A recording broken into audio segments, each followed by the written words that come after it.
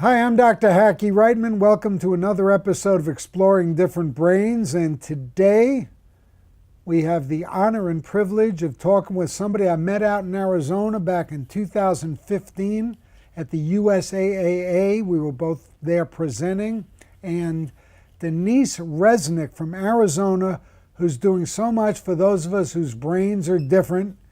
And I'm going to get right into it, Denise, because I want you to introduce and explain everything you're doing, because you're doing a lot of things all at once. Well, thank you, Hackie. In terms of explaining, I have to start with our own son, Matt, who's 26, and recognize that this has been a journey for a very long time. In 1997, 20 years ago, we started the Southwest Autism Research and Resource Center. It was all about advancing discoveries and also ensuring that individuals with autism and their families would be supported throughout their lifetimes. And through the years, we've developed a very supportive community, thanks to lots of partners and friends and family members and people who jumped in to get involved, families like my own. And what we did over the last 15 years was to really set the stage for what would happen next. And that's residential. And that's ensuring that adults like our son and so many others like him have more options in terms of where they live, who they live with, and how they live.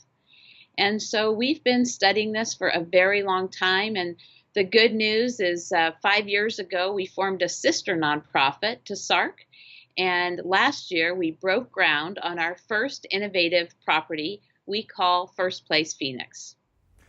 What a great story. Now, what I want to do is I want you to say the names and websites for each of these organizations right from the get-go.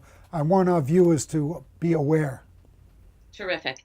The Southwest Autism Research and Resource Center at www.autismcenter.org is an organization that works with families and individuals throughout their lifetimes. We work with teachers and training. We work with families in early diagnosis and early intervention. We work with young adults in helping them integrate into the community through volunteer work and really developing their skills. And we also have an employment program. The organization I founded 5 years ago is called First Place AZ, and it can be found at www.firstplaceaz.org. And this is our expression of recognizing that individuals with autism and other neurodiversities need more choices. And when we talk about First Place, we recognize that we're not only a real estate developer, but we're also a community developer. Because everybody wants a home, but home is just one part of a much bigger picture. What do you do all day? Where do you work? Where do you worship? Where do you recreate? Where are your friends? And importantly, how do you get there? Which is why we cited First Place Phoenix within walking distance of public transit and our light rail. Remarkable on many fronts, not the least of which is that we as a society have inadvertently discriminated against adults. All about the kids. Well, guess what? The kids become adults. And adults need jobs. Adults need a place to live. Adults need to maximize whatever potential for independence they have, as do children. So, what you've done is you're tackling the whole spectrum, and you're saying, look, let's not just build a, quote, room. Let's build a community. Let's build, and by the way, this is what's happening in newer multifamily development in general, where they're, it's a combination of the workspace with the residential space, and you have a community, and you don't want to have to hop in a car and go everywhere. You're absolutely right, Hackie. And by way of background, I also have a marketing communications firm of more than 30 years and have worked with some of the finest real estate and community developers in the country. And I did learn early on the very thing that you're talking about, and that is quality, and that is good living, and that is choice. And for the longest time, we kept focusing in on autism, on individuals with autism and other differences. And we looked down at the problem. We actually studied with the Urban Land Institute and Arizona State University over 100 different residential options across the country. And truly, it was when we started looking up to see, how do other people want to live and where do they want to live, and recognizing that they want choices just like we want choices. That's when we really started getting our momentum. And as a mom, I experienced firsthand our son got placed in a classroom, and then he was going to get placed in a job. And I saw some of those homes early on that we might have considered having someone place him in, and they weren't acceptable. I wanted Matt, and many families want their children, their adults, to have more choice and to be able to live with who they want and integrate it into the community. And that's what we're doing here in Phoenix. And it's truly been this last 20 years of community development, which is not only making First Place Phoenix possible, but it's also making other properties possible. And I'd love to tell you a little bit more about First Place Phoenix. Well, let's hear more about First Place Phoenix, because you're the first of your kind. Well, we believe we are. We are developing right now a $15 million, 81,000 square foot property that has a mix of uses. It has 55 apartments, single, 2-bedroom, and 4-bedroom suites. We also have a transition academy, and that transition academy is for students. And that is a program that is currently operating today, and I want to tell you about that one too. And the third component of First Place is our First Place Global Leadership Institute, recognizing that after nearly 20 years of study, that this has never been about just creating one property, but truly creating a standard bearer in markets where we would like to have a presence now and in the future. And my career, interestingly, started more than 30 years ago at the Del Webb Corporation.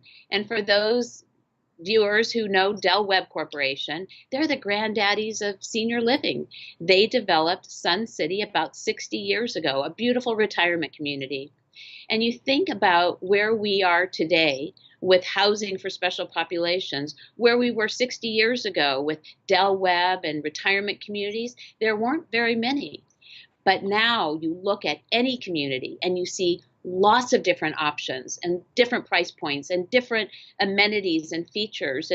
And we know seniors are not alike. We have young, vibrant, re-careering seniors like myself. We have others who need some medical attention, and we have lots of space in between. And so goes, people with differences and people with autism and other neurodiversities, that we need more choices. It's not a one-size-fits-all approach. But we've taken everything we've learned over the last nearly 20 years, very specific design goals and guidelines that we created with leaders in the real estate field and with clinical support. And we're illustrating that through First Place, which will be open the summer of next year. That must have been an absolutely Herculean effort to get First Place going. I can only imagine.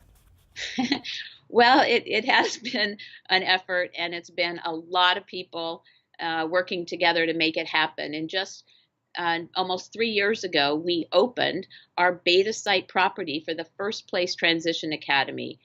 Students, participants, they, during the 2 years of the program, will take 32 semester-length courses that we created that are all about life skills and career readiness and interpersonal skills. They will all learn how to navigate public transportation. They'll all work or volunteer. They'll not only learn about these skills, but they'll put them to the test in their 2-bedroom apartments, which we affectionately refer to as their independent living classrooms. They'll learn about relationships, getting along with a roommate, or what to do when you don't get along with a roommate, how to make friends, how to keep a friend. And by the end of the 2-year program, they will save enough for their first and last month's rent as part of their financial literacy program so that they can move on to their next place. And we just graduated our first class last spring. A new class has begun of freshmen, and we also have our sophomores. And we are currently enrolling students in our July 2018 program. So for anyone who is interested after they leave high school, who have the desire to want to learn how to live independently and have a family who want to support you to live independently, then this could be a program for them. And when I talk about the family, it also means not sabotaging a program, because if you blew your money early in the week, you might not be able to enjoy pizza night. And therefore, there's a natural consequence built in for learning, because life is filled with natural consequences of learning what to do, what not to do. And it's a lifelong learning program, but really helping people early in adult life about empowering them so that they have more options and a greater chance to succeed in all kinds of places and spaces. Which is kind of a segue into the entrepreneurial approach to employment and jobs, of which you have some experience with that with your son, Matt. Why don't you tell us about that? Well, our son, Matt, graduated from high school about 4 or 5 years ago. And it is daunting to think about what you do with 168 hours every week when the school bus stops coming. And he was always a kid who enjoyed baking with me. He never ate anything that we made, but it was quite popular at school to be bringing in cookies and pastries and cupcakes all the time. And we created a product called Smile Biscotti. I just so happen to have one right here. It's Smile Biscotti. So SMILE is an acronym that stands for Supporting My Independent Living Enterprise. And it is an enterprise that is staffed by individuals with different brains, and they all complement each other in the same way you just expressed and illustrated, where Matt is amazing with his coworker who has autism and apraxia. They will crack 500 eggs in less than an hour. And other different brains are lead bakers. As a matter of fact, Matt's friend and lead baker made about $20,000 last year baking for Smile Biscotti. The product is sold at Sky Harbor International Airport at Pete's Coffee and Tea, and it's the second top sales item of all their passive goods. It truly expresses a feel good versus a feel sorry for me approach to employment, to integration into the community, and to recognizing someone's ability who has a different brain. And that's what it's all about. And what I want to do is I want to introduce Matt to some of the people I just met who, like him, are rugged individualists starting their own enterprise, and they have autism. And we're going to do that, and we're going to highlight all of them also when we do this. We're going to be coming up with a series of free webinars to mainly to network all these individual leaders, because really when we do something we don't realize we're a leader in it many times, and it's just, you think everyone can start the types of organizations you've started, and housing, and a business, and many of us don't understand the overlap between all of these issues. It's all really the same stuff in a way.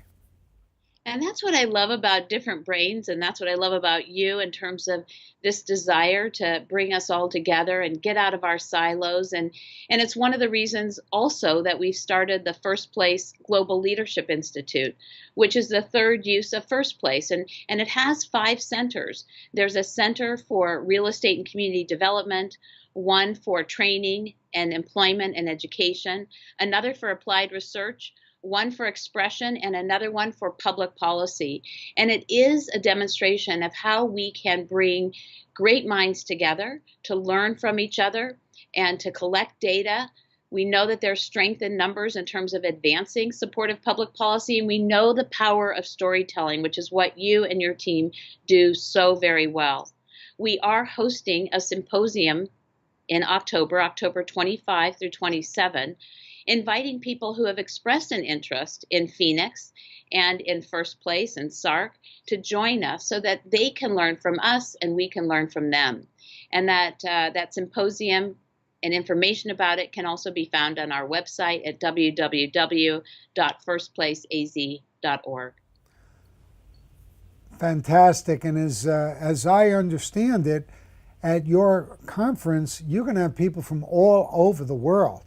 On a weekly basis, we get quite a few calls of people who want to come to visit, but we also have full-time jobs. So it's hard to drop everything to entertain some of those people, but we have dropped quite a bit to bring people through First Place outside of the symposia. And we're hoping that more will take advantage of it, because it's not just about their experiencing our supportive community, but our helping them also recognize their assets in their community and how they go about building the community in the same way that we've built ours, and recognizing that there's more opportunities out there for all of us. And we were so honored last year when PBS NewsHour acknowledged Phoenix as the most autism-friendly city in the world in a two-part series that was called A Place in the World. And so we're hoping that we can help others create more places, just like we're trying to do in our own backyard. And everything you do is so time-consuming. How do you prioritize your time? Well, everything seems to be a priority. There's such a pressing need, and I think the best gift that I have is amazing people around me, friends, colleagues, family members, team members who are as passionate as I am about making a difference, and recognizing that there's tremendous strength in numbers and doing exactly what you said, getting out of our silos and learning from each other and making it better for all of us. We know there's strength in numbers. We know when we approached Barrow Neurological Institute and Dignity Health on a transitioning adolescent adult wellness program that they were responsive because of longstanding relationships, but also because of the numbers of people who are pursuing First Place as an option where they live after living in their family home. And recognizing that there are other places of employment and great opportunities within all of our communities. We have to mine for those opportunities, and we do that quite successfully here, because I believe Phoenix is unique. It's my hometown, but I know there's a lot of unique communities who want to do the same. I just want to read for our audience, and I have to read it because there's so many, some of the other organizations on which you serve. The Autism Speaks Housing Committee, Advancing Futures for Adults with Autism Leadership Council, the National Association of Residential Providers for Adults with Autism, the National Autism Transition Research Network Advisory Panel, the Arizona Community Foundation Board of Directors, the Arizona Advisory Board of BBVA Compass. You served as a federally appointed member of the Interagency Autism Coordinating Committee of the National Institute of Health. What else? Why don't you do something with yourself, Denise? You know, you're sitting on your duff. You're not doing anything. What's wrong with you out in Arizona? What are you guys smoking out there? Well, thanks, Hackie. The good news is that not all of those are current, but they all have represented enormous benefits to what we're doing now and what I've learned, and some of the remarkable people who serve in those leadership positions in those organizations, and realizing that we are more the same than we are different in what we want. And what we want is a good quality of life, good options, not just for today, but an opportunity of where we go next. I mean, who among us has lived in the same home that we live today, that we started with? There are some, but for most of us, we've had options as our lives have changed, as we've learned, as we've become employed, as we've had, have been married and had a life. And so we want more options for people, for where they go after they leave their family home, and then to allow them to grow, to set the bar much higher than it was set for me and for our family when we were told 24 years ago to plan to love, accept, and institutionalize our son because there's no hope for people with autism. And I committed back then, and I remain committed now, that that is not the option, the only option for people with autism. There are so many more.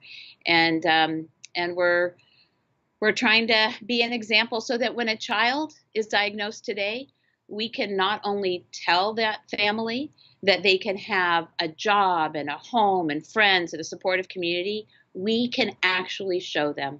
And what a different lifestyle that represents for a family who's just had a diagnosis of autism, to set the bar much, much higher than it was set for us.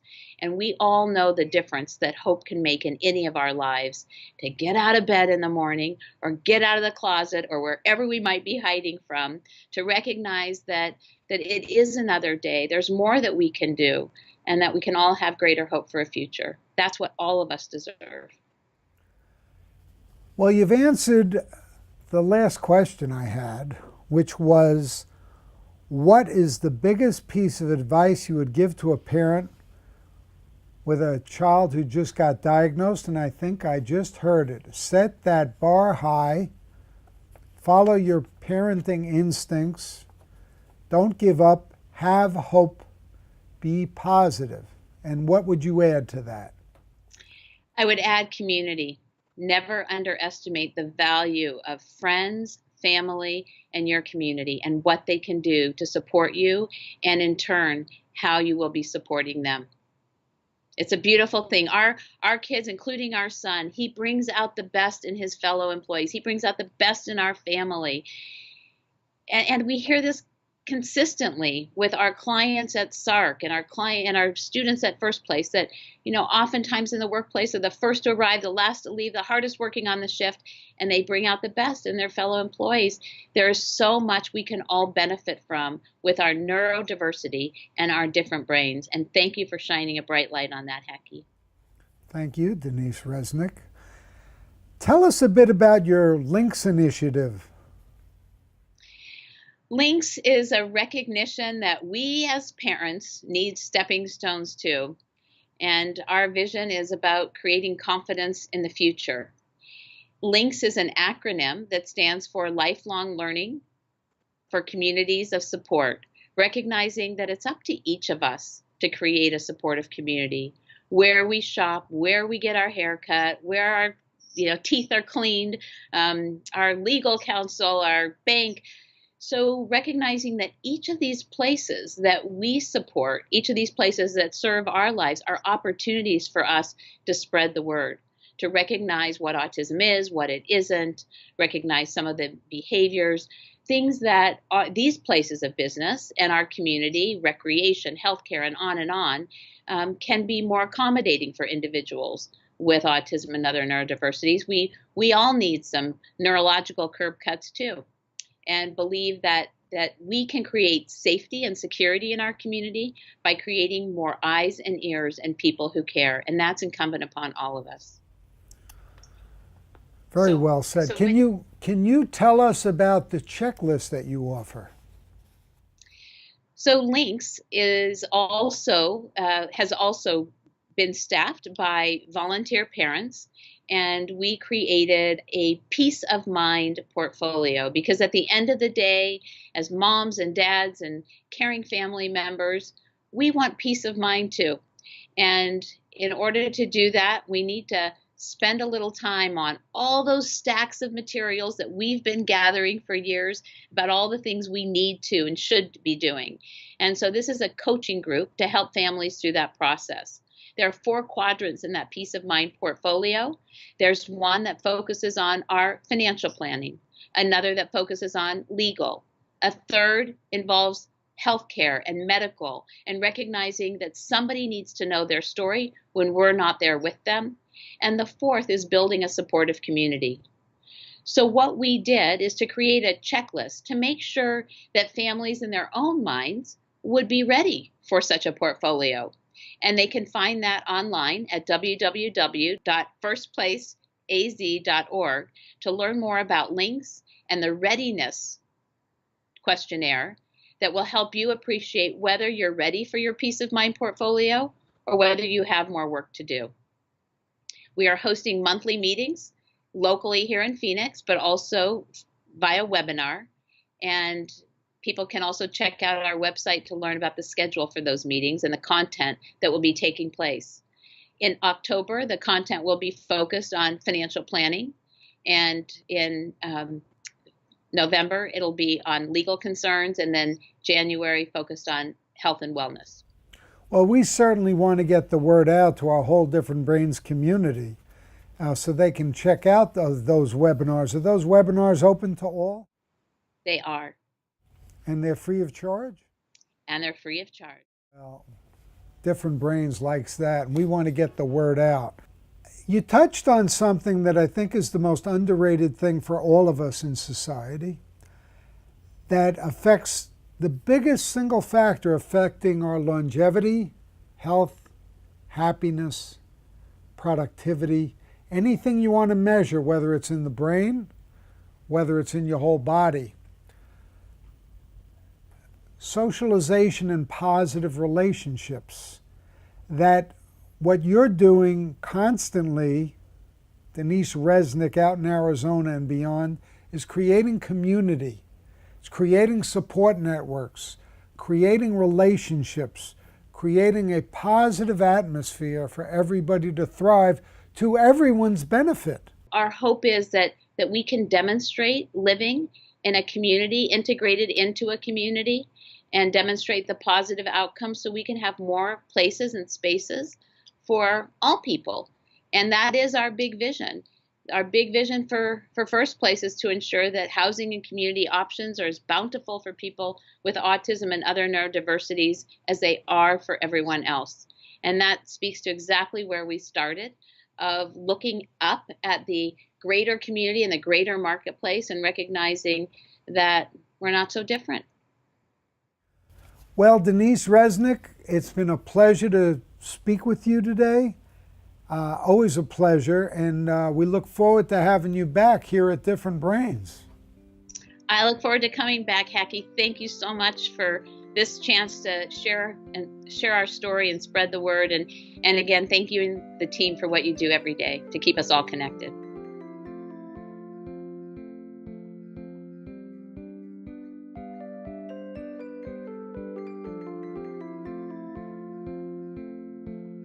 Exploring Different Brains is a production of Different Brains, Inc. For more information, visit us at differentbrains.org.